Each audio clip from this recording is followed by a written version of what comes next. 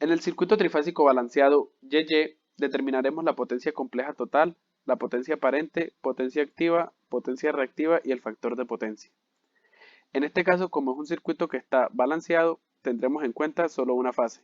En este caso, utilizaremos la fase del voltaje AN, ya que como está balanceado, va a ser lo mismo para las otras fases. Primero le hallamos la corriente de línea, que es con el voltaje de la fuente sobre ZY, donde ZY es la sumatoria de las impedancias que están en la fase, en la línea. Esto nos da una corriente de 3.75 con ángulo de menos 8.66 amperios. Luego hallamos el voltaje que hay entre el punto A y el punto B. Para esto utilizamos la fórmula raíz de 3 del voltaje de la fuente AN y al ángulo le sumaremos 30 grados. Esto nos da un valor de 207.85 con ángulo de 60 voltios. Para el caso de las potencias, sabemos que hallando la potencia compleja, ahí mismo encontramos la potencia activa, potencia reactiva, potencia aparente y el factor de potencia. Entonces simplemente hallaremos la potencia compleja y de ahí deduciremos las demás potencias. También sabemos que la potencia que generan las fuentes es igual a las potencias que consumen las cargas. Entonces le determinaremos la potencia compleja a las fuentes y la potencia compleja a las cargas. Y nos debe dar el mismo valor para comprobar que el ejercicio quedó correctamente. La potencia compleja a las fuentes utilizamos la fórmula 3 por el voltaje AN por el conjugado de la corriente de línea. En este caso utilizamos el 3 por lo que el circuito está balanceado. Entonces al multiplicarla por 3 estaremos utilizando las tres fases.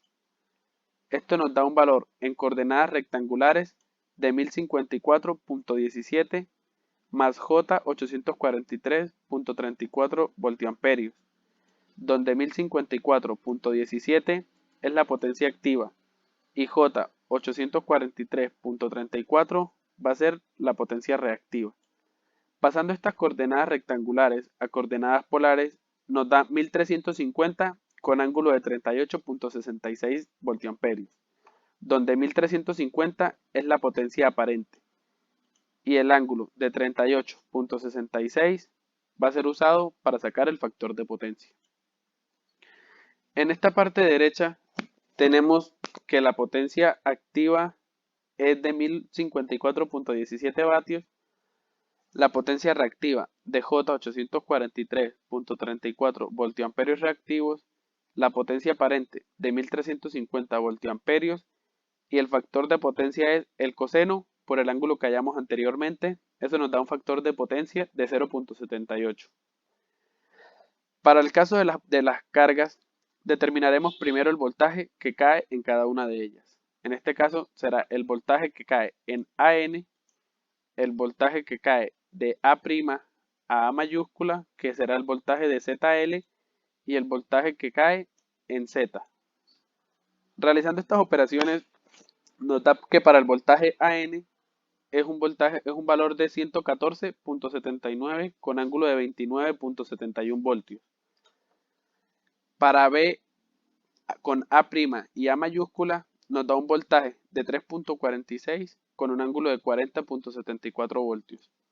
Y para el voltaje A con A' nos da un voltaje de 1.88 con un ángulo de 28.21 voltios. Teniendo ya los voltajes, procedemos a sacar la potencia compleja de cada una de las cargas. En este caso se utiliza la misma fórmula, que es 3 por el voltaje, en este caso de AN por el conjugado de la corriente de línea, ya que como están en series es la misma corriente para todas las cargas. Realizando la operación nos da una potencia compleja de 1012.47 más J 801.61 voltiamperios. Esto es para el caso de la corriente de la ZC, que es la impedancia de carga.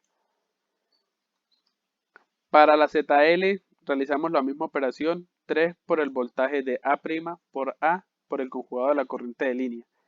Esto nos da una potencia compleja de 25.33 más 29.55 J voltiamperios. Y lo mismo hacemos para SZ, perdón, donde es 16.92 más J12.69 voltiamperios. Estas tres potencias complejas las sumamos y nos da un valor de 1054.72 más J843.85 voltiamperios.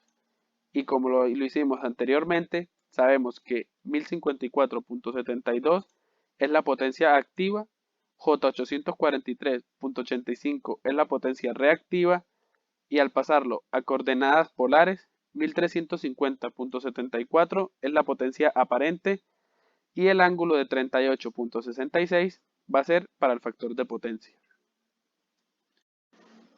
En la parte derecha colocamos los valores que nos dan de las potencias, siendo esta la potencia activa, potencia reactiva, potencia aparente y el coseno de 38.66 nos da el factor de potencia de 0.78.